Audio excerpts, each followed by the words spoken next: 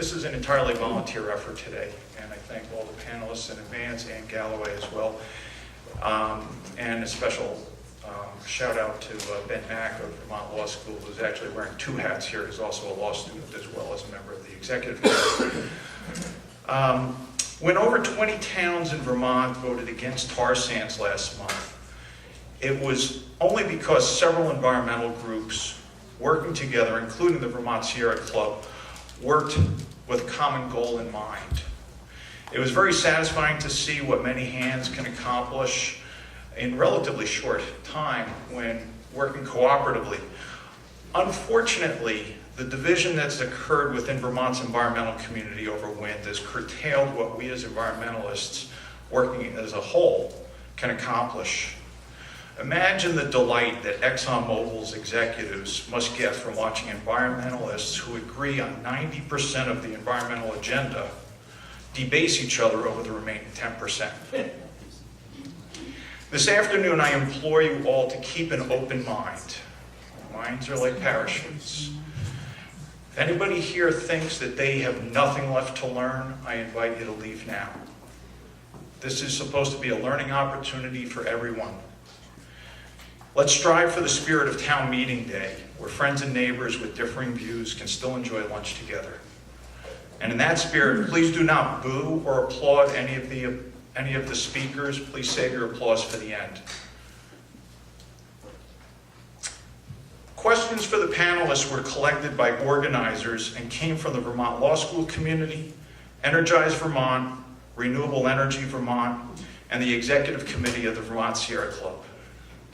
It's a shame that not every question could be used, but time is scarce. Panelists will each have 2 minutes to respond to each question. After a minute and a half, Mark Nelson, a volunteer with the Vermont Sierra Club, will signal holding up a card, signaling that the speaker has 30 seconds remaining. And at the 2-minute mark, he'll hold up a stop sign. The last 15 to 20 minutes of the forum will be for questions from the audience. These questions can be submitted on index cards that will be circulated to anyone who wants. Where's Ben? Ben has index cards there, and he's happy to distribute them to anyone who has a question. And then they'll be funneled to the front, and Ann Galloway will be able to use questions from the audience. None of the panelists had access to any of the questions they're about to hear. Sit back, open your mind, open your ears, and enjoy the presentation. And with no further ado, Ann Galloway of Vermont Digger.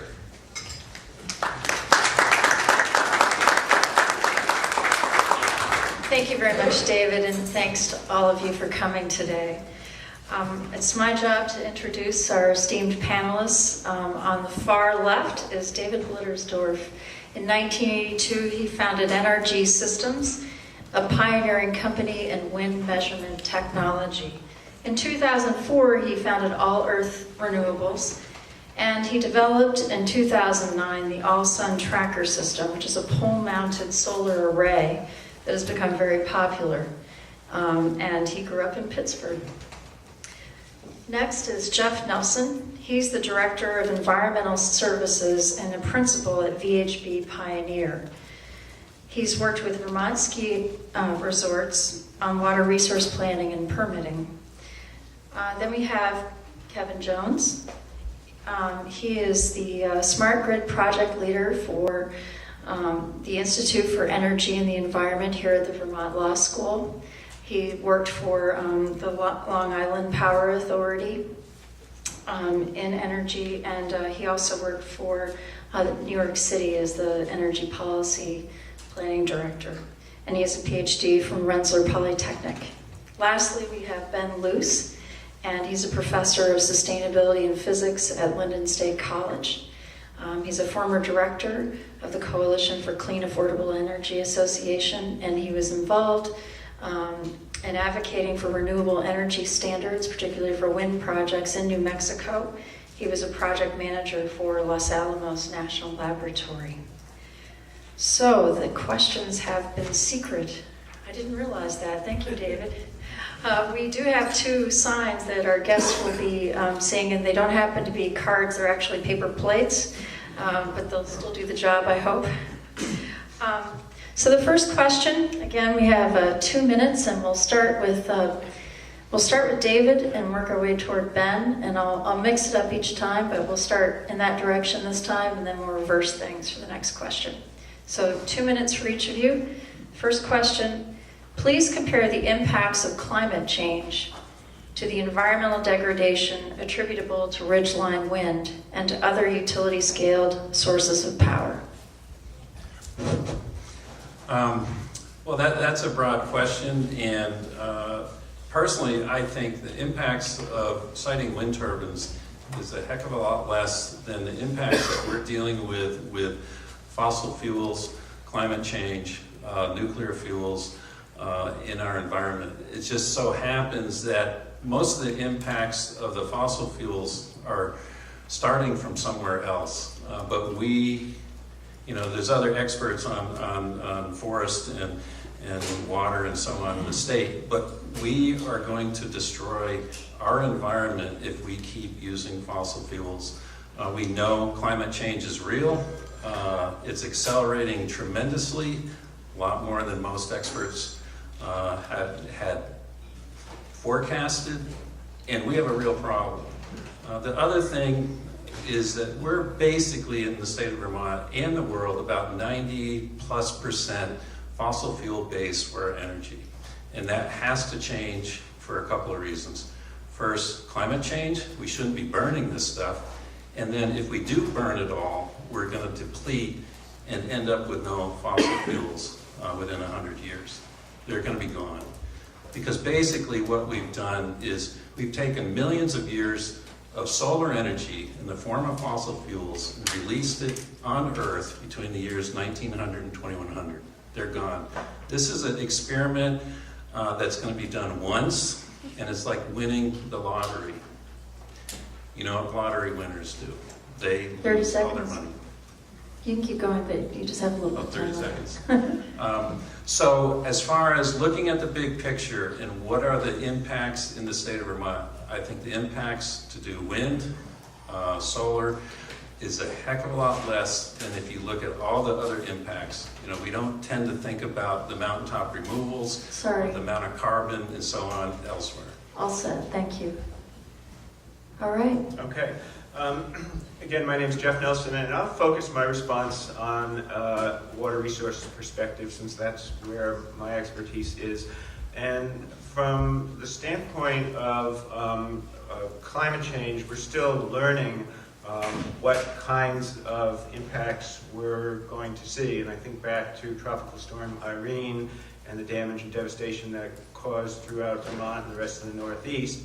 But beyond that, if we look at trends in precipitation data over the last 50 years, there's a striking increase in the magnitude and intensity of storms that we're seeing in the Northeast. And I think that it's pretty clear that there's a significant change occurring in terms of these storm events, and that is a climate change that we're experiencing.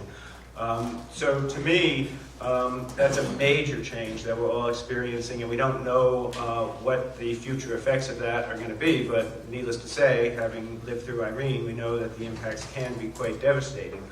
On the other hand, when we look at the development of ridgeline wind projects in Vermont, and I have been very involved in the Sheffield project, in the Kingdom Wind project in Lowell, and the Deerfield project in southern Vermont. Those projects can be and have been developed in a way that respects and protects water resources, both during construction, when the project is being built, including the roads and the turbine pads, and during the operation of the project. 30 seconds. In the context of Sheffield, there's ongoing biological monitoring in the vicinity of all the streams in the vicinity of that site that show that the streams continue to meet or exceed state water quality standards. In the case of Lowell, the Green Mountain Power Project, just last month, the Public Service Board issued its decision fully upholding all of the stormwater and water resource permits that ANR issued for the project, and concluding that the project does fully protect water quality standards. Excellent timing. Okay. Kevin.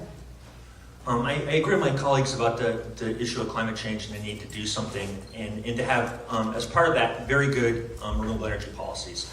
Unfortunately, what we don't need is just a concern about the issue, but we need good laws and policies in place that work toward resolving those issues. In Vermont, unfortunately, we have the most fundamentally flawed renewable energy program in the country called the Vermont SPEED program, and it is the program that is driving the wind projects in Vermont. All the wind projects have contracts with Vermont utilities as a result of meeting SPEED requirements. Why is the SPEED program fundamentally flawed? Unlike the 28 other states in the country that have renewable portfolio standards, including all of our New England neighbors, New York, New Jersey, Pennsylvania, all of the states are trying to do something about renewable energy in Vermont. The SPEED program allows the utilities to sign the contracts with these projects, have the impacts on the ridge lines, and then the utilities sell those renewable energy certificates from those projects into out-of-state RPS programs. In Vermont, largely we're selling them into the Connecticut and Massachusetts RPS programs. So what we're doing is meeting the Connecticut and Massachusetts requirements, not doing additional renewable energy in Vermont. When you take a power contract like you can take David's Georgia Mountain Wind project, and you strip the RECs off that project and you sell those RECs outside, what the Vermont utilities that are purchasing that project are purchasing in its place, because we're exporting the wind and importing what's called the residual mix for New England, is that we're importing 40% natural gas, 10% coal, about 5 or 6% oil, and the rest of it's nuclear. So our SPEED program is actually growing Vermont's greenhouse gas emissions, raising our electric rates, and not having a net impact on renewable development in the region. And that is the most fundamentally flawed program in the country. Thank you, Ben. Ben Luce. My basic response to this is that I agree fully that climate change poses a devastating threat to the area in the world. And it's critical that we address it, and that it's critical that we address it with renewable energy. But if you do the numbers, if you look at how much wind resource there is in the Northeast and in the Southeast, if you look at the electricity loads and the energy demand, the basic fact is, just to make a small dent, a few percent of the energy demand in the Northeast and virtually nothing in the Southeast, you'd have to develop thousands of miles of ridgeline. You'd be talking about devastating impacts to the mountaintops due to bulldozing and blasting. I disagree with Jeff about the hydrological impacts. I think they're very, very serious, and I think we're just avoiding that by not properly monitoring. I think we're posing a massive threat to raptors, birds, and bats in the area. And I think that we're also tying up the grid and investing most of the available ratepayer capacity in sources that are not going to make a big difference, and it's going to cripple and undermine our capability to really move seriously against climate change. The only renewable energy sources of note in the Northeast and the Southeast that really could make a difference are solar power and offshore wind. The wind resources in this area are tiny. They do not look like they have very good capacity factors. They're enormously expensive and destructive. This is not the way to go. We need to tap into the renewable energy sources that really make sense, really look hardcore at the numbers and the resources, and figure out a plan that's really based on rational science. What we have right now is a corporate-driven plan, largely based on the public's ignorance of the quantitative facts and a kind of soundbite acceptance of the technology. We need to get down and look at this and get down to the real facts. Thank you very much. Given the critical nature of global warming and the need to stop using the atmosphere as a dump for fossil fuel emissions, what energy sources would best allow Vermont to eliminate its use of carbon-based fuels? This time we'll start with Ben and we'll work backwards to David. Could you repeat the question? Of course. Given the critical nature of global warming and the need to stop using the atmosphere as a dump for fossil fuel emissions, what energy sources would best allow Vermont to eliminate its use of carbon-based fuels? The largest renewable energy resources that we have at hand in Vermont and in the Northeast as a whole are basically in order: solar power, thermal energy on the ground, which is a form of solar energy which can be tapped with geothermal heat pumps, and to some extent, maybe thermal energy in the air that can be tapped with air source heat pumps. Those are the three that we should be focusing on locally. There might be some chance of bringing in a significant amount of offshore wind at some point, but right now there is no real technical assurance that either that would be economically or environmentally or technically feasible. So at this point, we should be focusing on solar. We're not. We're putting 95% of the resources into wind. We're crippling the solar development in the area, basically due to corporate dominance, and we need to turn that around. Okay.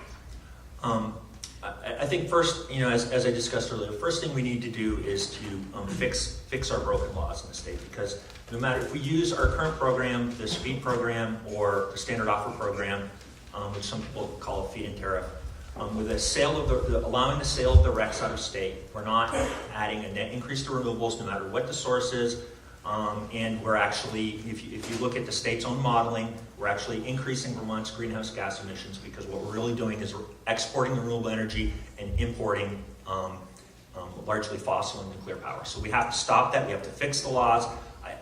As a native Vermonter, I'm embarrassed that my state has the most fundamentally flawed renewable energy policy in the country. In addition to that, I would agree largely with what Ben Luce has said. I think focusing on solar in the region. I also think that the New England states together could do a real interesting purchase of offshore wind and could help increase the infrastructure. We have our offshore wind resources are significantly more environmentally sensible than building on ridgelines. So you have a much better capacity factor in terms of providing capacity credit, which is also they're about 4 times the capability of onshore wind. So I think solar and a big offshore wind purchase as a group for the New England states would be a way to go. Also, from my experience working on Long Island, where we were looking at renewable sources across the region, there's a great capacity in the northeastern Canadian provinces for onshore, where you can put it in a place that's not at the high altitudes, you're not having the environmental impact that we do, and you can put it at a reasonable spacing away from where population centers are, because we cannot put these large mechanical turbines adjacent to where people live either, and we should not be building them at the high elevation. There's much better resource if we're going to do wind offshore and in places like Canadian provinces where you can put them in much more appropriate places. Thank you, Kevin. Jeff? I'll just address the wind topic in terms of the comments that have been made as far as environmental impact, having been very involved in the large wind projects that have been developed in Vermont.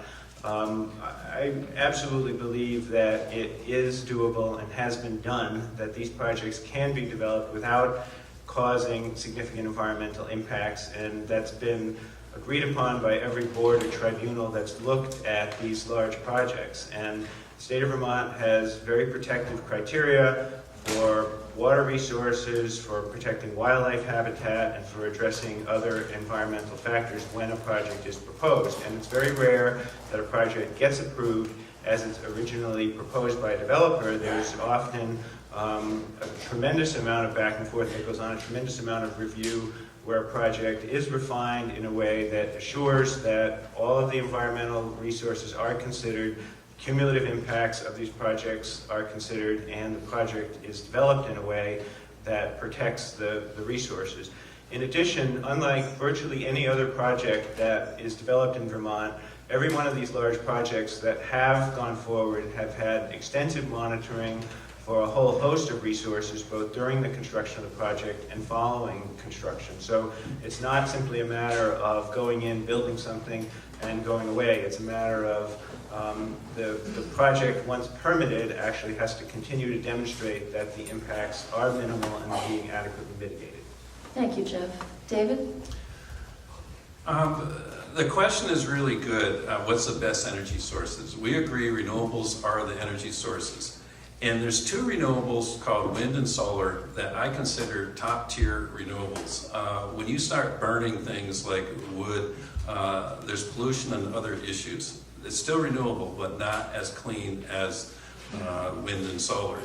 Now, we have to be really careful looking at the energy returned on energy invested of renewable technologies. In other words, a modern wind turbine returns at least 20 times more energy than it takes to produce it, run it, operate it, decommission it. Solar today is around 5 to 1, wind is 20 to 1. New oil in the Arctic is on the order of 5 to 1. Tar sands on the order of maybe 3 to 1. Ethanol, 1 to 1. So it makes no sense to use ethanol and call it renewable, because you only get 1 unit of energy for 1 unit of energy going in and out. So this is a critical thing when we look at energy here in the state. Wind is the most economical, returns the most amount of energy with the least amount of impacts. Wind is 1/3 the price of solar. I'm in the solar business. I know this. It's a lot different. And after spending almost 30 years in the wind measurement business, I know wind energy and where the wind comes from, because we measured it all around the world. Vermont has great resources for wind. It just so happens they're on the ridge lines, and the amount of wind energy is dependent on how high in elevation you go. We're going to be limited to about 3,000 feet due to icing, but there's no wind down low. So this idea we're going to have distributed small wind turbines all around the Champlain Valley to displace wind in the hills is absolutely wrong. Thank you, David. Okay, the next question has to do with other aspects of the environment and the impact on birds, bats, and animals, and human beings. What is the latest peer-reviewed scientific evidence regarding the long-term effects of utility-scale wind turbines on animals, including birds, bats, and humans? Are places with a lot of wind, like Denmark, seeing a lot of public health issues? And finally, what measures can be taken to minimize these impacts? This time I'd like to mix up the questions, mix up the responses a little bit. I'd like to start with Jeff, then Ben, then David, then Kevin. Do you guys want me to repeat the question? Or questions, rather? All right, so Jeff, you want to start? Sure. I think that, that the question is largely outside of my area of expertise, so I guess what I'd like to do is pass. If you don't mind. Okay, fair enough. Ben? Well, when you look at the scale of what would really need to be done to make wind a significant energy generator, even though you can't even really make it that significant in the Northeast relative to load, but if you develop most of the wind resource or much of it, there is no peer-reviewed literature out there that takes a close look at what the real impact on birds and bats would be. We do know that certain ridgeline wind facilities have really serious impacts on birds. That's well especially on bats, and some on birds. That's well documented. We have good figures on many existing projects. If you extrapolate simply to what the real impacts would be on a massive scale, they don't look good. On people, there is some peer-reviewed literature that really shows that the low-frequency noise from turbines for people living in close is a very significant in terms of its level, and that there is potential physiological coupling with ears. We don't really know what the actual health impacts would be. Peer-reviewed research on that kind of level is just beginning. Canada, for example, is just beginning to do that. Basically, there is no strong scientific literature that says that there is not a problem with noise. There's a Massachusetts study, which was politically done by a bunch of political appointees, which is not a peer-reviewed study the wind industry is currently pointing to. 30 seconds. So there isn't a good peer-reviewed case really for or against wind on the basis of noise, birds, and bats. Basically because a lot more of the research still needs to be done, but the evidence does not look good for wind so far, what there is. Thank you, Ben. David, it's your turn. As a developer of Georgia Mountain Community Wind, we have 4 turbines there. We just applied to the Agency of Natural Resources for a thing called a take permit. We have to pay a fee, and what this is to take a bat. Our experts have calculated that operating the wind farm there, we will potentially kill 0.8 bats a year. Now, what's interesting is the bat population has been decimated by white nose syndrome. So if it wasn't for that, taking out 90% of the bat population, we would have to take basically 9 times more bats. But we will kill less than 1 bat per year to do 10 megawatts, 8% of Burlington's electricity. So it's also interesting in the Free Press on the Sunday edition, they talk about the bobolinks, the songbirds that nest in farm fields. Farmers are killing thousands and thousands and thousands of these birds every year just due to their haying practices. If we kill an extra bat, we're fined $2,000. So there's a real penalty. So what do? We mitigate the problem. The wind turbines do not operate below 6 meters per second on the 30 season seconds. that the bats will be flying or around. So that piece of mitigation eliminates about 90% of our problem.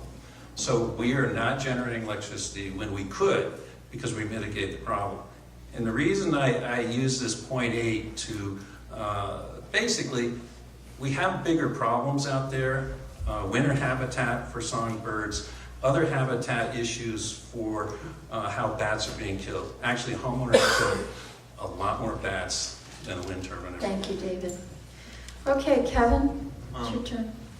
I largely agree with Ben Luce. There's not a lot of data in terms of on the ridge lines, but what I'm going to do is read a passage from April 24th, 2012 letter from the General Counsel of Vermont Agency of Natural Resources about one of the proposed projects. Wind energy projects proposed on ridge lines pose potential land use impacts that are different and often more severe than other projects due to their location, high elevation settings, and the long linear nature of these projects. ANR has identified Grandpa's Knob as a site of exceptional ecological significance. The Grandpa's Knob habitat block is 18,508 acres. Due to its large size and significant location at the north end of the Taconic mountain range, the habitat block provides an important anchor for landscape connectivity, helping to maintain ecological connectivity in both east-west and north-south directions. The Grandpa's Knob habitat block includes many rare species and state-significant natural communities, especially at its southern and northern ends. Based on the exceptional ecological significance of the Grandpa's Knob habitat block, the abundance of state-significant natural communities, and the concentration of rare species, ANR's position is that the entire habitat block qualifies as a rare and irreplaceable natural area. In addition, the natural communities and the rare species also qualify as rare and irreplaceable natural areas on their own and contribute to the significance of the larger habitat block. The proposed wind energy project with 20 turbines along 6 to 7 miles of this ridgeline therefore would have an undue adverse effect on this rare and irreplaceable natural area. In addition to the undue adverse effects on the rare and irreplaceable natural area, the fragmenting effect of the proposed development will result in an undue adverse effect on the natural environment in general. This large area of contiguous forest cover provides important habitat for forest interior nesting songbirds. This area also provides important refuge habitat for bobcat, fisher, black bear, and other wide-ranging mammals that are sensitive to human disturbance. This habitat block supports a large area of the most producing, particularly oak, a significant food resource of many species, and that's why the ANR does not support development along the ridgeline there. Thank you, Kevin. So this time around, we're going to mix it up again. We're going to start with David, then Ben, then Jeff, then Kevin. Okay? David, Ben, Jeff, Kevin. And so this question is, how urgent is our need to end our carbon emissions and use of fossil fuels? And what is the quickest way to do so? Starting with David.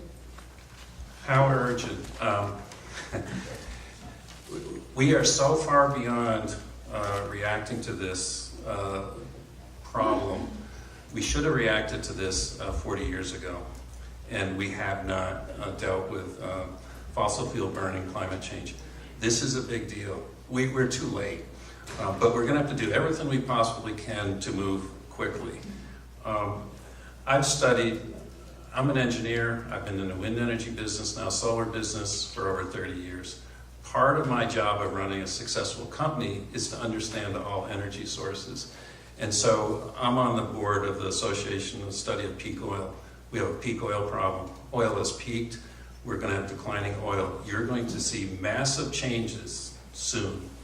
We're still living in this never land that we believe is real, and that's the era of fossil fuels. It's changing fast, and the debate that I've had with people over the last 15 years is what's going to get us first, global warming or depletion of fossil fuels? And it's still to be determined, but both of them are coming, and it's coming fast. So, you know, one of the things I say about this issue of siting wind in Vermont is it's bizarre to me that we fought World War II in 5 years.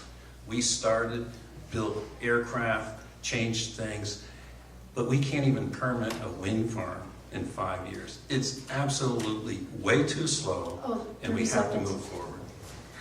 Thank you. Okay. All right, Ben? I agree with David that it's absolutely urgent. We should have started 40 years ago. I have no qualms with that. However, it's erroneous, unfortunately, that we're anywhere near the end of fossil fuels. There are 5 billion tons of proven hard coal reserves that can easily be converted into transportation fuels. The whole peak oil conception is erroneous because it doesn't take that into account. This actually makes the problem much, much worse because it means that we will not be forced into abandoning fossil fuels through scarcity. That's a myth. If we're going to get off of fossil fuels, it's going to be because we choose to get off of them. And that's going to be very difficult, and we're not going to succeed if we just take a willy-nilly approach and just say anything and everything. We need to figure out which sources have the best resources, which are viable, which are not. Wind is not viable in the Northeast from a cost standpoint. David's cost figures are not correct because he's not factoring in the cost of the massive transmission infrastructure that would double or triple the cost of wind that it would take to build out a large amount of wind. All the current wind projects are just, including his, are just taking account of low-hanging fruit. Distributed solar does not have that cost built in. It has a much better cost trend than wind does, much better technological innovation capability, and you can do it on a distributed, widespread basis as a much higher resource basis. 30 seconds. That's all. Okay. Jeff?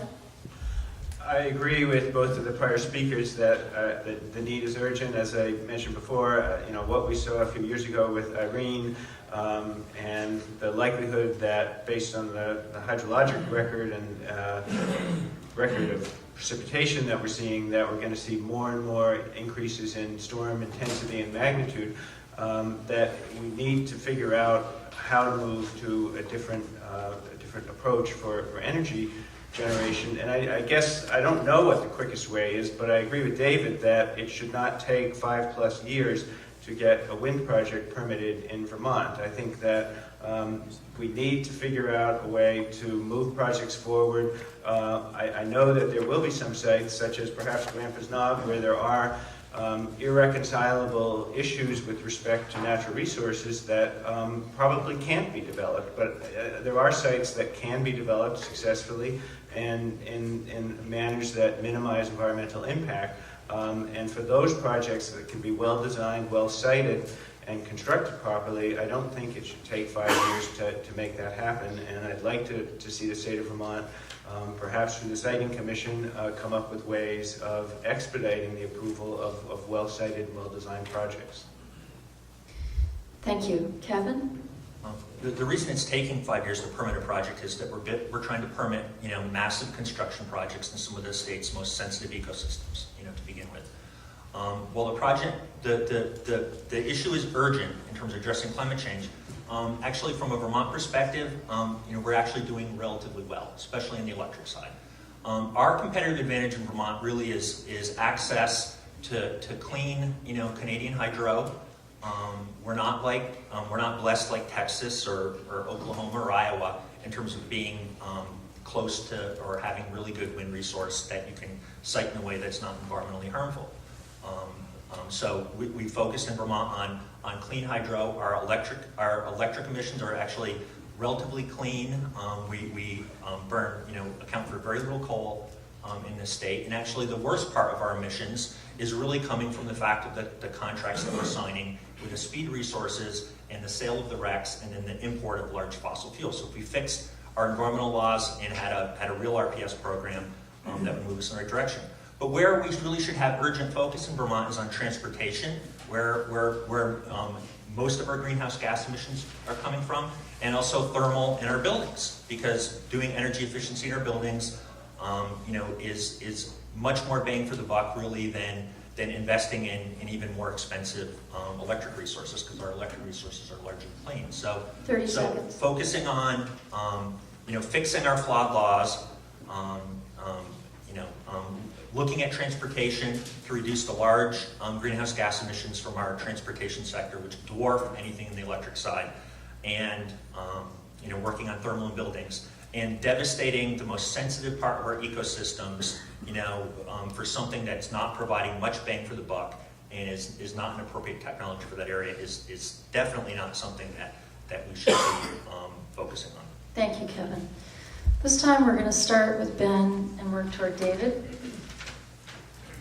Do you believe utility scale wind turbines in Vermont directly reduce CO2? Why or why not? The question of whether they are currently reducing CO2 at the level that proponents claim is debatable. There is not good evidence on exactly how the grid works.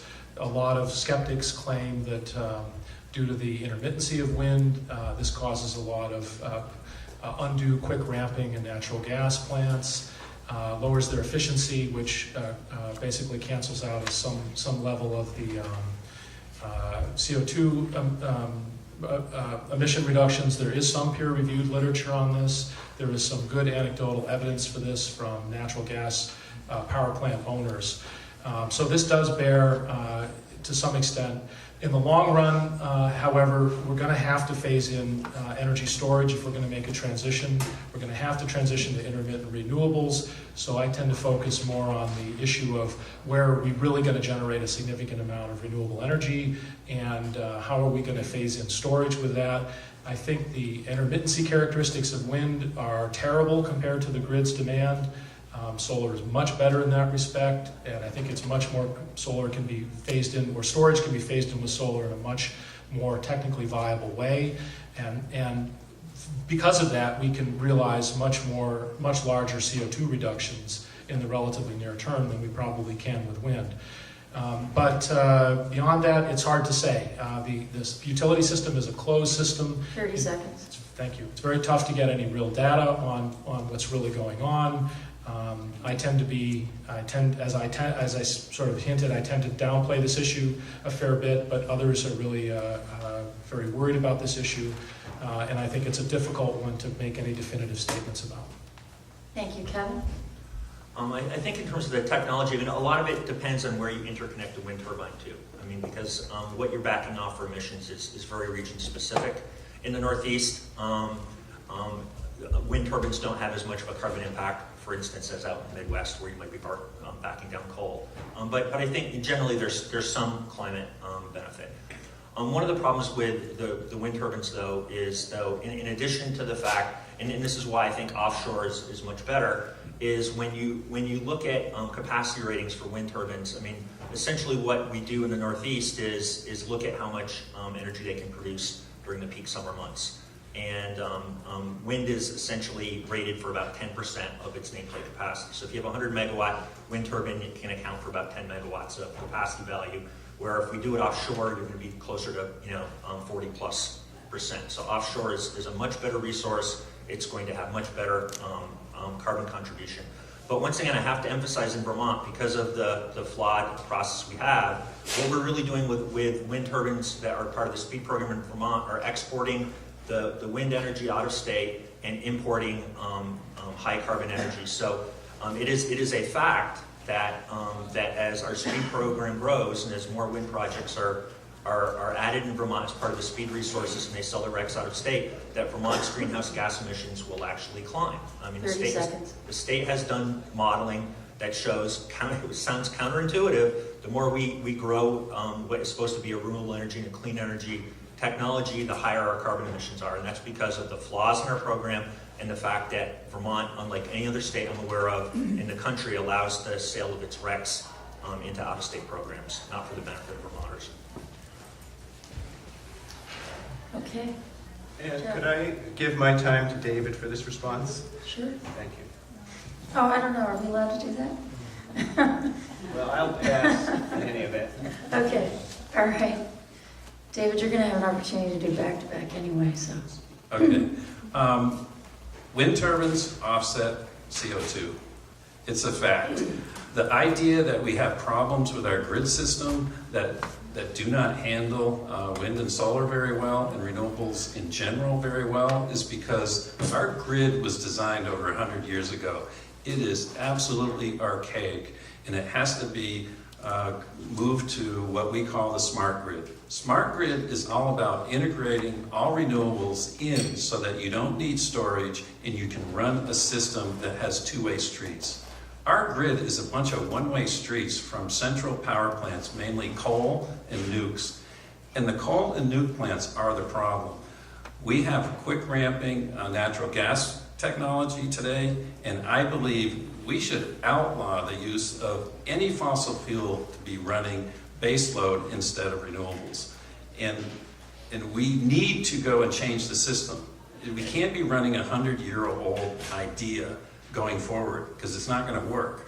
So looking to the past as an indicator of the future is the wrong way to look at these things. So I disagree with Ben and Kevin that what we have done isn't necessarily where we're going.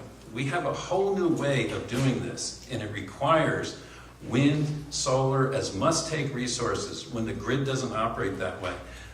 ISO New England will curtail wind and hydro in the middle of the night because they have a contract with the gas generators to pay them to run their gas plants, which is really quite absurd. 30 seconds. And we have to change these rules. It's easy to do, but we have to look ahead at the system and how it all works. So wind does displace CO2. And in the manufacturing of turbines, as I said, we produce 20 times more energy than it takes to make it. There's CO2 in our whole system, making things and doing all this stuff. So it displaces Thanks, a lot. David. So this time around, we're going to start with David and work back to Ben. And the question is, do you think Vermont can meet the legislative goals of 90% renewables by 2050? If so, why or why not? Absolutely. I'm glad that came up because right now less than 20% of our total energy in the state comes from electricity. Electricity is just a carrier, and renewable technologies are electric technologies. What we're going to have to do to get to that target of 90% of all energy is we're basically going to have to generate most of our energy through electricity. And it's going to be the wind and solar and some biomass and some of the hydro. And what we have to do is fundamentally change how we use energy. We're not going to be burning oil to heat our homes anymore. We're not going to be driving cars all over on gasoline.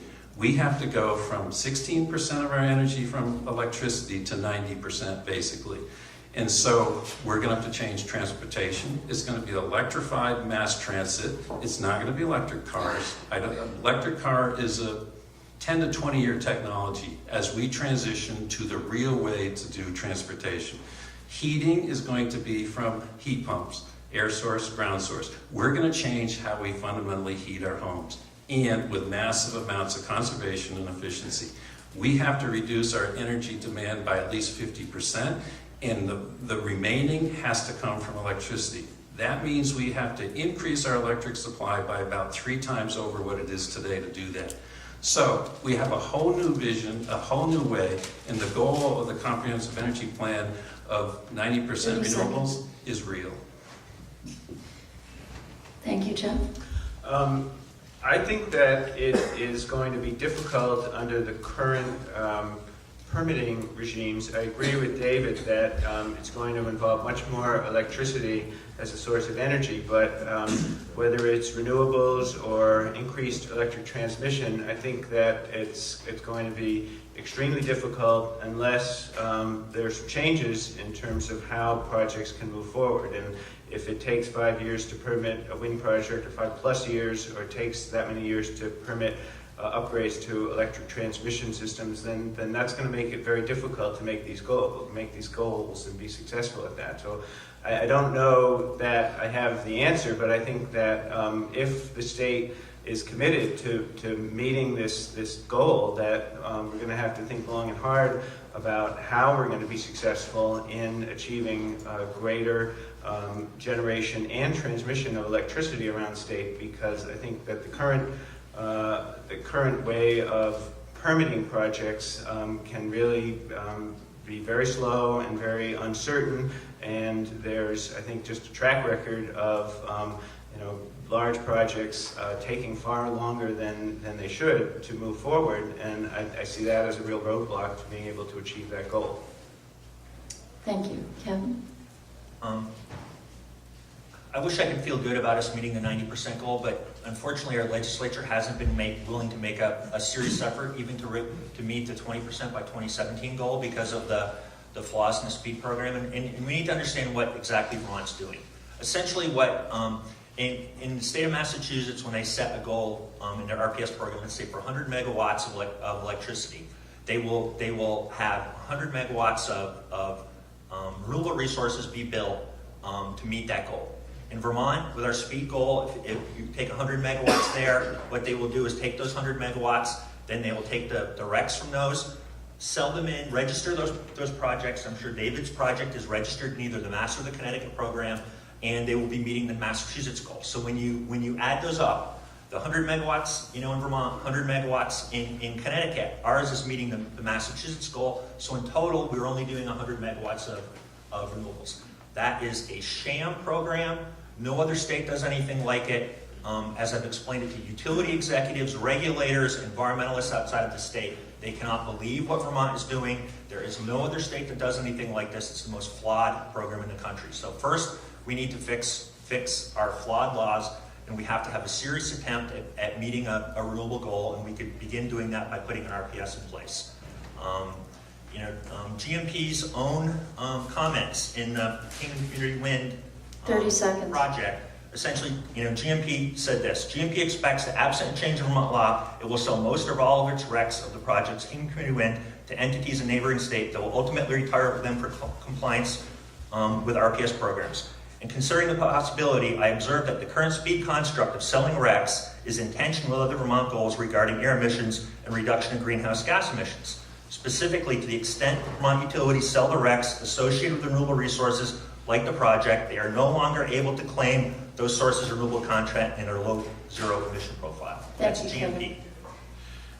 First of all, I have to agree with Kevin. I designed a renewable portfolio standard program and got it through in New Mexico, and with a legitimate one, and we included solar RECs in that as well as wind, and we created a legitimate program that really drives things forward. Vermont's program really is a sham. Vermonters are being told they're getting renewable energy, they're not. But assuming that that's fixed, yes, I think the 2050 goal is actually easily reachable. Solar power has decreased, the modules at least have decreased about 80% in the last 5 years. Tremendous amount of technological innovation going on sources, on storage, on electric vehicles. I think that's relatively easy. The big question is not whether Vermont's going to meet its goals, it's whether the Northeast and whether the Eastern United States as a whole is going to meet its goals. That's 30, 40 times just in the Northeast what Vermont's load is. Our load is trivial. That's going to be fairly easy to address. The question is, are we going to lead the Northeast in a direction that's really going to make a difference to CO2 emissions regionally? We are not headed along that course. Our pushing wind the way we are is going to cripple that. It's going to ruin the political support for renewables. It's going to tie up most of the money. It's going to devastate the environment, and it's going to cause massive underfunding of the sources that could really make a difference in the region as a whole. We're undermining, by pushing our own goals in the wrong way, we are undermining the real goals for the region as a whole.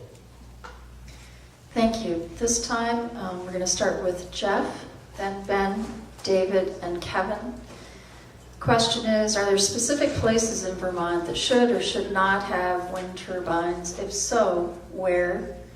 And are there any sacred places that should not have turbines? So starting with Jeff. Sure.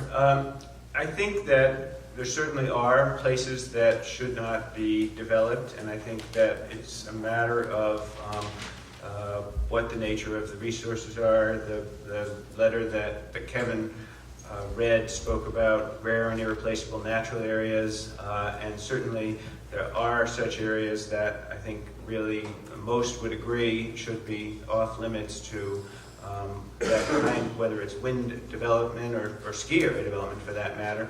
I think that places that we think of, such as Camel's Hump, would be an area that I think most of us would agree that is not an area that would be appropriate for that type of development.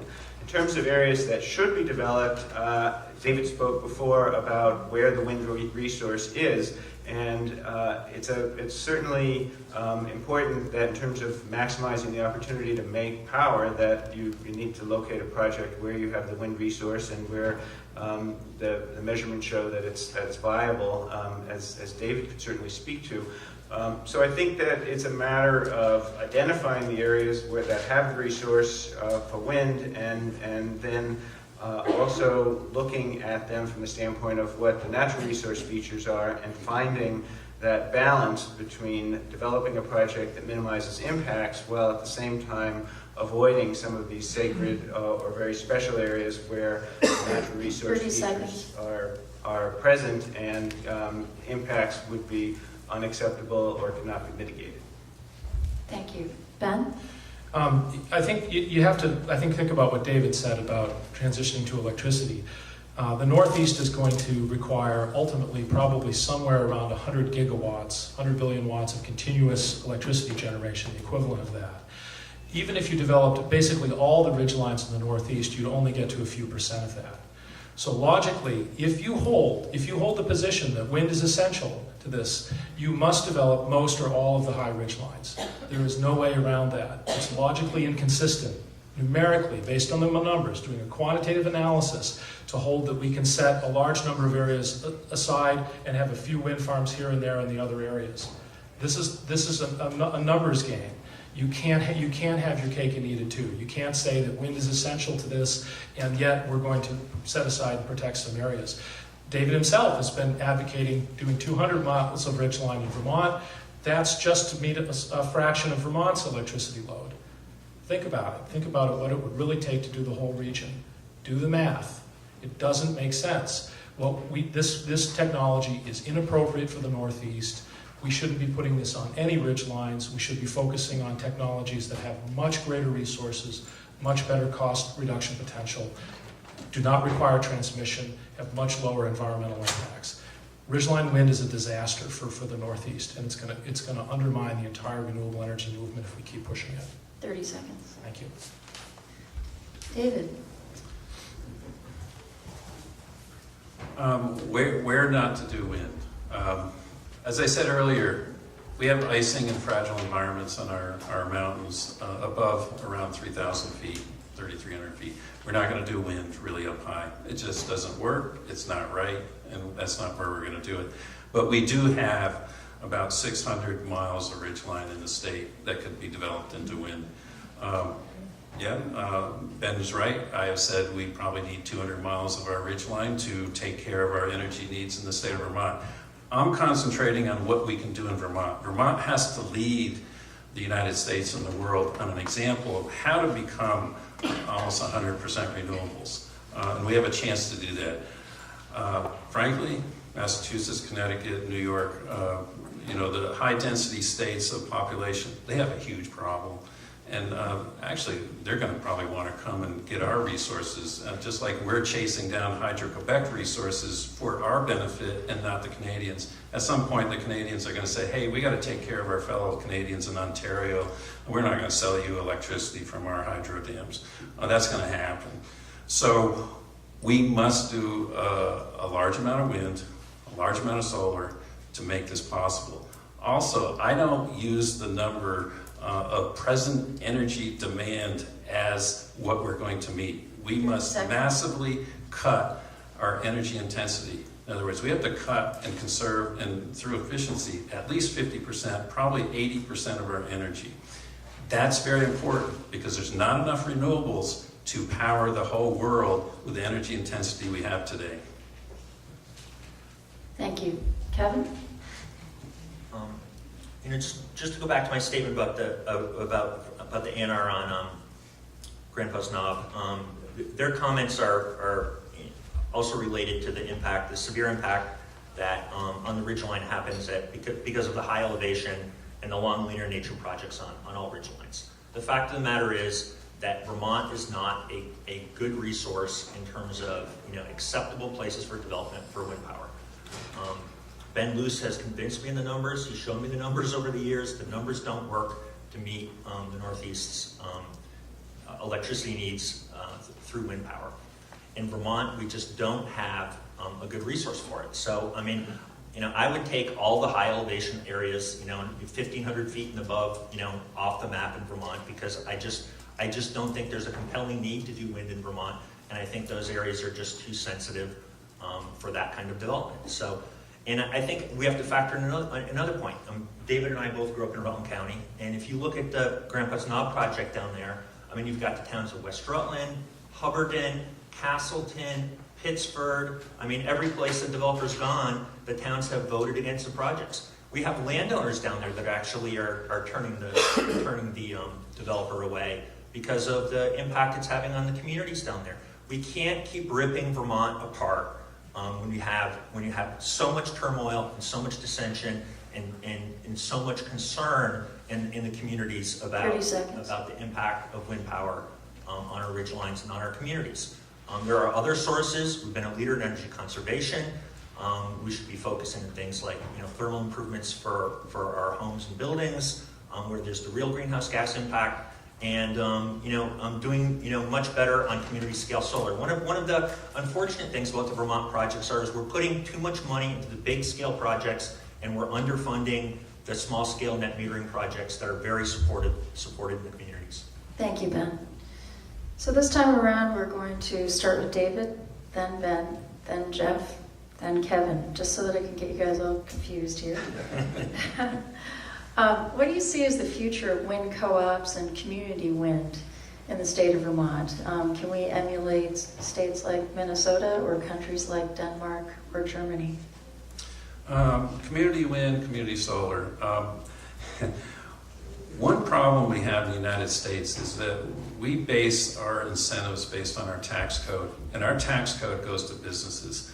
So we have this problem of, compared to Germany, where they don't have the tax code messing up getting the community involved in financing.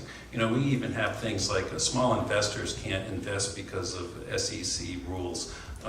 Because they have to be $1 million investor or more.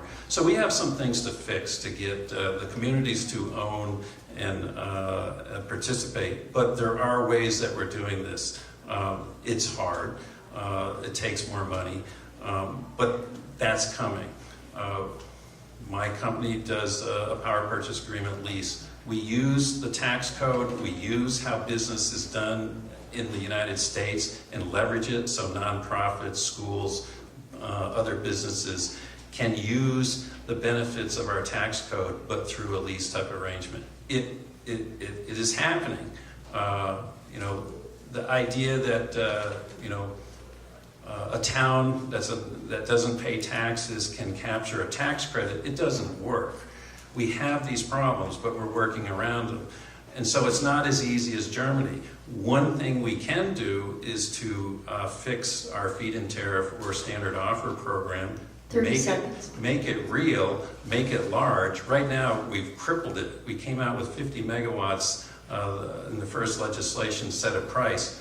Now it's down to 5 megawatts a year. We have to be doing hundreds of megawatts of this program for wind and solar so that everybody can participate and get a price for their production. Thank you, David. Doing community wind projects in Vermont of any scale is very difficult because wind projects usually are hundreds of millions of dollars in scale, and they involve all sorts of issues, and they're extremely divisive. It's very difficult to really do a true community wind project the way it is in certain rural areas, flat rural type areas where the impacts are low and people really accept it. Doing community solar projects is very easy. I just purchased a number of panels for the rooftop of the Unitarian church that I go to on Sunday. They're easy to put together, they're cost effective, There's enormous potential for them in siting. That's something that we could really get going in Vermont communities, and some groups are trying to promote that. That's a really great, viable way to get it going. You can build projects that are sort of solar orchards and fields. You can also do solar co-ops on buildings and on homes and businesses. Because the distributed nature of solar makes it much more amenable to doing community projects than wind. Thank you. Jeff? I don't know how feasible that is to achieve in terms of incentivizing community wind because of the reasons that David spoke of, but having been through many community meetings regarding developer proposed wind projects, I think that if there were an opportunity to get communities more invested in the power generation that supports their use of energy, that it would be a really positive thing. And I think that to the extent that there was some way of achieving that, and even not just wind, but as Ben spoke of, community solar projects that could be constructed on town-owned lands. There's some towns in my area in Addison County that are looking at developing solar projects on lands that are owned by the town. So that I think the more people have an understanding of the challenges and opportunities in electrical generation, I think that would be a positive thing. Whether that was community wind or community solar, I would see any of that as being beneficial. Thank you. Kevin? Yeah, I largely agree that the focus on community energy is the way to go. I think it's been one of the shortcomings and one of the problems. I'd agree with David in terms of some of the Vermont programs, and I think we've way underfunded our distributed energy programs, especially the small scale projects. And I think once you do, I agree with Ben, that once you get to the smaller scale projects, you're going to be talking about solar, not wind, because it works better in terms of small scale projects. And it's a lot easier to site them, and there's so many good and appropriate places to put the technology.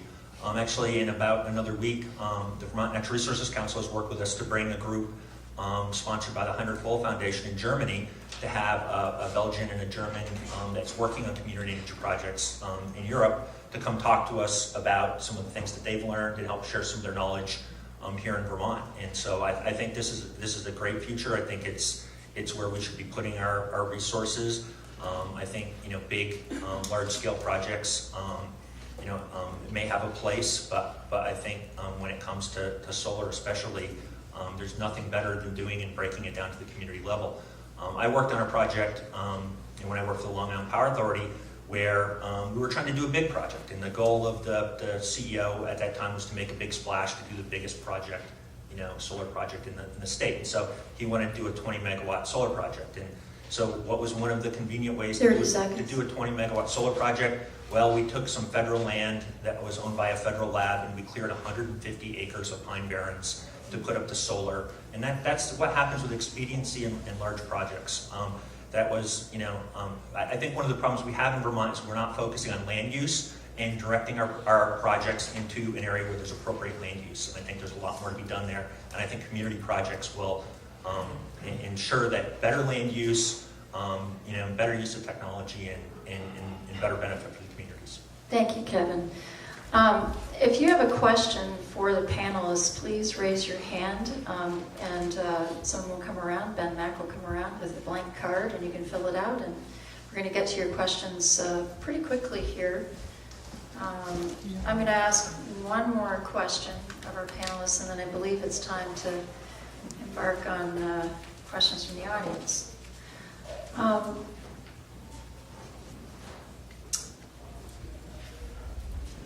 So this is a more general question, and we'll start with Ben and move toward David. What is the single most valid argument against ridgeline wind in Vermont? And what is the single most valid argument in favor of it? I guess I would say it's a difficult question because I see that there are a number of very strong arguments, and it's hard to prioritize them. I know, though, in the minds of many who are in the vicinity of the proposed projects or projects, environmental impacts seem to be at the top of their list.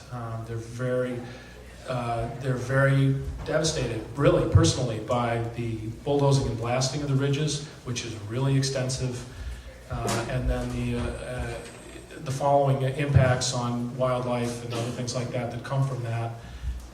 So I would say on a local level, that's the strongest argument. For me, as a renewable energy researcher, the biggest argument is different, and it's based on resources and cost trends. I think it's a mistake, it's a technical mistake to be emphasizing this resource because it's not the right one from a resource and economic standpoint. Thank you, Kevin. I think the most compelling argument against it is that there's really not an urgent need to develop ridgeline wind in Vermont because of the incredible and severe impact on our ridgeline ecosystems. It just doesn't make sense. I mean, this feeling that somehow we have to destroy our mountains to save the climate is, I mean, I can understand the base of that feeling, but it's bad policy, it's bad environmental protection, and as Ben's explained, it's not going to have much impact on the climate. If we had a budget of dollars that we wanted to spend on wind resources, there are a lot better places to do it, and a lot better resources to do it than on the ridgelines in Vermont. It's, you have icing issues at the higher elevations, you have the ecological issues, and it's just not a great wind resource compared to, offshore, or putting it in, Iowa, Texas, Oklahoma, or even the Northeast Canadian provinces where there's much more open land. So there's no compelling reason to choose the ridgelines, and there is such impact on the environment there that we should not do it. If we had to make an argument for it, I would say at some point in time, if we could make a compelling argument that we had to use some of our ridgelines to deal with the climate issue, then that would be about the only reason we'd want to do that. It would 30 have seconds. to be a real compelling argument that we didn't have other sources and that there was nothing else we can do, and we're just not even close to there. That is not where we are today. It's not where we're going to be in the next 20 years. Thank you, Ben. Kevin, sorry. I knew that was going to happen at least once. To me, Jeff? Yes, it's your turn, Jeff. Okay, sorry. I think that from my perspective and the work that I've been involved with, the most compelling reason in favor of developing the projects is that they can be designed in a way, sited in a way that minimizes impacts. If we're trying to generate energy from wind, and you have a project that's properly conceived, properly planned, designed, and executed, that it can be done in a way that minimizes those impacts. Now, that's not to say that the site is completely unchanged. Yes, there is blasting that has to occur and building of roads, but if that's done in a way that's properly executed, you can do it so that hydrology is protected, stormwater is managed, and the resources impacts are mitigated. Having said that, I think that probably in my mind at least, the greatest argument against larger wind projects is just the difficulty and uncertainty of being able to move a project forward. So if you were a utility or a developer trying to develop a project and not knowing how many years it might take and what delays and uncertainties you would run into, I'm not sure how much of a commitment one would want to make from the standpoint of investment without having a greater understanding of what the process was going to be that your project was going to be reviewed under and how you would see a path to success. Thank you. David? Good question. Being a person that's dedicated his whole life to wind energy instead of fossil fuels and nuclear power, what is the big negative on wind? I think it's the elephant in the room is visual impacts, and the reason there's huge opposition in my hometown of Pittsburgh is simply visual. And so the negative is that renewable technologies, I don't care if it's wind, solar, or whatever, that has to capture the natural energy of the wind and the sun or the water, are visual technologies. We have been so used to digging up stuff from underground, whether it's uranium or fossil fuels, and burning it somewhere else that we don't see it. So the big negative is all renewables are visual, and we have to deal with that. And so on the positive side of wind, it is the lowest cost, highest energy yield renewable technology. It is the best thing we can do first going forward. There's been this debate whether we do efficiency, conservation first, or renewables, or what. We must do conservation, efficiency, and renewables now, and put fossil fuels last. And 30 wind seconds. can do that. Wind is very effective, efficient. It's using technology we have today. It's not pie in the sky that we have to dream up anything in the future. It is here and it works. Thank you. So many of you have generously offered additional questions, and I'm going to take the liberty of directing some of these questions to individuals so that we can burn through as many of the questions as possible. Are you going to So, collect these? well, that was Ben Mack's job. He's coming around, I'm sure, to help you with that. We've got lots of questions. So this is kind of a... So put your hand up if you have a question that we need to collect, and Ben will be around. So the first question is kind of technical. Countries around the world have similar renewable energy goals, such as a certain percentage renewable by 2020. Where did this mandate begin? Is it from UN Agenda 21? Does anybody know the answer to that question? Okay, I think we've stumped our panelists on that one. All right, this one I'm going to direct to David Blittersdorf because it regards, it's specifically asking a question of a wind developer. Wind projects have been very divisive to communities in Vermont, tearing them apart and setting neighbor against neighbor with long-term negative effects. Why don't wind developers feel any concern about this consequence? Why a wind developer doesn't feel any concern about tearing up communities? About the divisiveness of projects. Well, I'm sorry, everyone's concerned. We're concerned. We're people too. It is sad that this has happened in places, but I think it's a result of, I hate to say it, that there's an unrealistic expectation of where we get our energy. And I have been promoting an idea that if we had an Energy 101 course that every citizen must take to talk about energy, we would get farther ahead. There's a general lack of understanding of where energy comes from. Only 14% of Americans can pass a basic test on energy, but we all think we're experts, and it's wrong. We have to become a lot more educated of the impacts we have in our modern life, where everything comes from, and be real. There's myths, there's stories. We all live on stories, and most of the stories about energy are wrong. I think the Natural Gas Institute and the Fossil Fuel Lobby has done an incredible job with their advertising to convince Americans that we have plenty of natural gas and oil in the world, and we're going to be energy independent. It is absolutely a myth. It's a lie. And we believe that because we're pounded in every night 30 seconds. with the commercials. And they're spending tons of money to convince us this is all okay, and it's all wrong. So, we have to become a lot more educated. I'm an engineer by training. Facts matter in this, and it's very important. But the riling up of the communities is done on purpose to stop things. And it's not right. Thank you very much. So this, I think this is a question for Ben. Saying no to wind is saying yes to the alternatives. Have you studied the environmental impact of Hurricane Irene on Vermont's ecosystems? If not, how can you do an apples-to-apples comparison of all the options? I agree that Irene had incredible impacts on Vermont, and we'll probably be facing a lot worse down the road in the long term.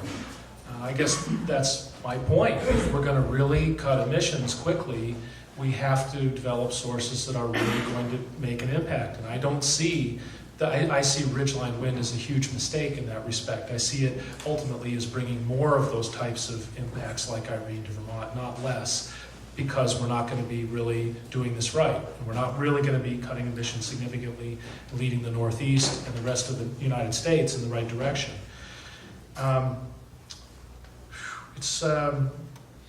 You know, I think it's really sad. I noticed coming in here and seeing the devastation done to the river here. But I'll tell you, the devastation I see from Irene along the river here reminds me a lot of the devastation I saw at the top of the Lowell Mountains from Green Mountain Power. You know, you can't justify more destruction on the basis of a theoretical, unsubstantiated claim that you're going to be avoiding other destruction. The case for Ridgeline Wind doesn't hold up. Sorry. Thank you. So I'm going to give this question to Kevin. Has the Public Service Board given adequate consideration of decommissioning requirements and costs when Ridgeline projects reach the end of their useful lives? It's an interesting question. To be honest, I'm not incredibly familiar with what the PSB does in terms of decommissioning wind. Interestingly, we did a study at the Energy Institute a while back looking at the rules for decommissioning wind versus decommissioning natural gas facilities, and there was an incredible disparity there. But I'm not really familiar with it. I think to me the issue really isn't the focus on decommissioning. It's what we really have to do to the ridge lines in the first place to put the towers in place, the road building, the blasting. There's an interesting quote I have here, if I can have for a minute to read from Senator from the Northeast Kingdom, Joe Benning, who's actually a graduate of the class of 83, and this is how he looked at the impact of Ridgeline Wind on the Lowell Mountain. Stripped of all hyperbole, my position regarding the way industrial wind came to Lowell Mountain is easy to describe. Dynamite blew off millennia-old rock formations and bedrock on the top of Lowell Mountain. Heavy machinery carved a channel across the ridgeline, and 135 acres of mountain forest was removed. 7 miles of road was cut through the wilderness, half along the spine of the mountain's ridgeline. Concrete, rebar, and unknown tons of crushed stone were used to build 21 platforms along the ridgeline. 30 seconds. One platform features a 100-foot tall, flat-top pyramid that is 180 feet across the top. I think the point from Senator Benning is that the devastation of the ridgeline happens during the development, and really focusing on the decommissioning, I think, is not focusing on the appropriate issue right now. Thank you, Kevin. Jeff, this one's for you. Okay. If wind can and is being sited effectively and safely in the Midwest, why can't this be done in Vermont? Well, I believe it can be and is being done in Vermont. Obviously, there's a difference between siting wind projects in the Midwest in agricultural lands versus on ridgelines here in Vermont, where the wind resource is in this part of the country. So there are different challenges in terms of the design to manage water and to get access to the site, in terms of building roads so that the equipment can get there to construct the turbines. So I think that from an engineering standpoint and regulatory standpoint, the projects can be built effectively in Vermont, but it's a different set of challenges than in the Midwest. And if I may use the remainder of my time to speak about the decommissioning, I'm very familiar with the requirements that the PSB imposed in the Lowell project. And they were certainly extremely extensive, requiring GMP to remove all of the above-ground infrastructure when the project ceases, to basically scarify soil and revegetate the areas where the project is. There's ongoing monitoring that will be required. It's very extensive, most extensive that I believe has ever been done in Vermont in terms of requirements for decommissioning this type of project. So, and I guess the other thing I would add is that there's an Blair expressed 30 prohibition seconds. against any additional non-energy projects. So it's not as though GMP could end the use of the ridgeline for wind generation and then sell the areas off for development lots. The decision expressly prohibits that and requires the restoration of the area where the project currently is located. Thank you. So we're getting close to the time. We have about 9 minutes left, right? So I thought this time around I'd ask one kind of big picture question of all of you that our guests have posed. What would be the effect on Vermont's climate if all Vermont's renewable energy goals were met? And we'll start with Ben and work our way to David. What really matters is what the world does on CO2 emissions. What Vermont does could be a part of that. It would be a little piece of it. If we met our goals and we did it in the right way and we convinced the rest of the Northeast to really do the right thing, and the rest of the Eastern United States, we could snowball that and we could get a worldwide movement or add to a worldwide movement that was really doing something significant. It could have a real great impact on the climate. If we just meet our renewable energy goals and we're selling off the RECs as we're doing now, and then nothing happens in the rest of the states around us, and the Southeast, which has virtually no onshore wind resource at all, does nothing and keeps going on with mountaintop mining and all of that.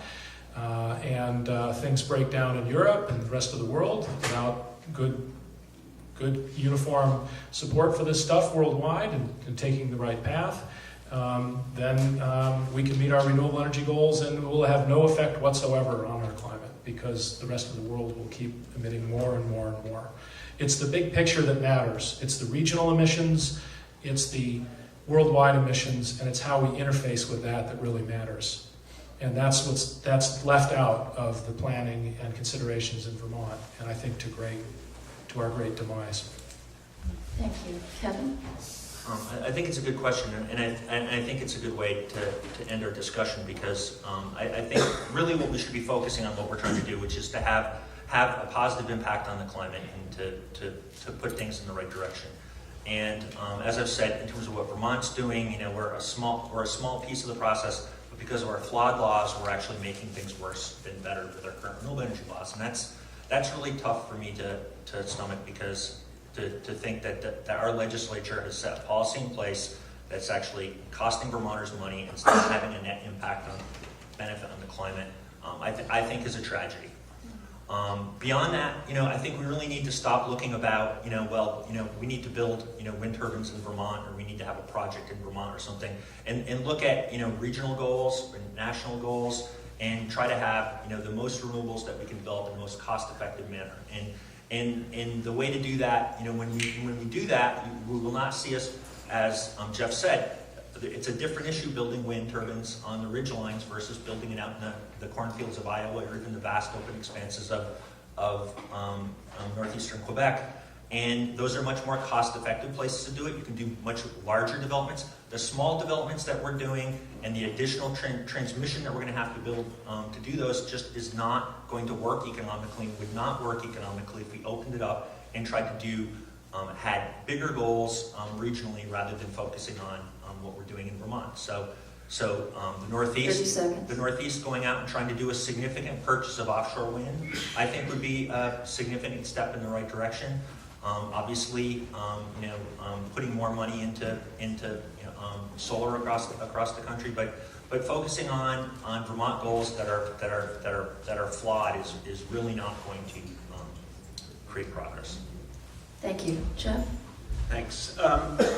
My perspective is obviously that the changes that we're seeing in climate and the effects of that on how we live our lives do not begin or end at the state line.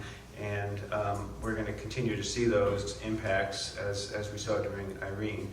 I think that in terms of what we can do in Vermont with respect to renewable energy, I do see a benefit in us being able to do whatever we can here in Vermont for the purposes of developing renewable energy. for two reasons. One, because it seems to me that it does have an incremental benefit over other sources of generation. And secondly, I see it as a real educational opportunity. I think that David's suggestion of Energy 101 for all citizens is a great idea. And so many people have so little understanding about where how energy is generated, how much they use, where it comes from. And when you drive down Route 7 in Ferrisburg and see a solar farm, I think a lot of people think about the fact, wow, there's energy being generated, and that's something that 10 years ago you didn't see. The other piece of that is not just for people that live here in Vermont, but I think we have something like 11 million tourists that come to Vermont every year, and if they see renewable energy being generated, I think that's educational, and my hope would be that those folks go back to wherever they've come from and speak to their representatives about why aren't we 30 generating seconds. more renewable energy in our area, and I think that's a benefit. So that's my thought. Thank you. David? I think Jeff hit right on one thing that is near and dear to my heart. The idea that in Vermont we don't have to do anything because we're so small, we're only 660,000 people out of 7 billion in the world. But I think we turned that right on its head and said, we must lead the United States. We must lead the world to show what we can do and how to do it. We're small enough that we have access to government. Any one of us can walk into the State House at any time and meet our representatives or senators. We can do this. We must do this. We need to lead the rest of the world.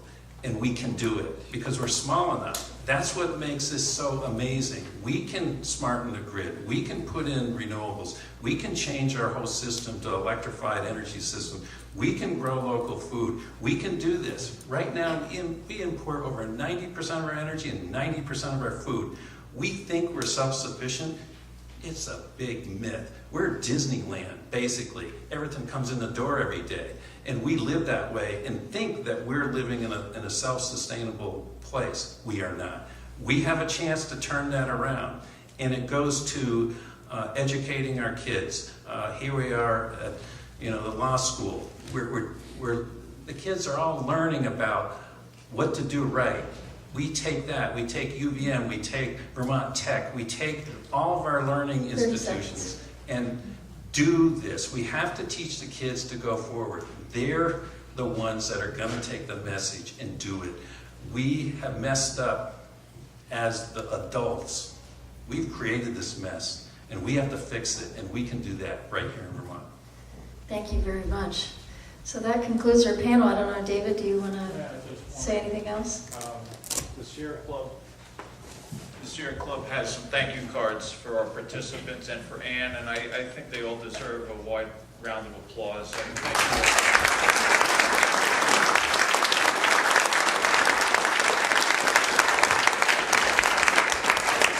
I also want to mention there's a couple of notices on the door here this evening. I believe it's at 7 o'clock in Montpelier at the Unitarian Church.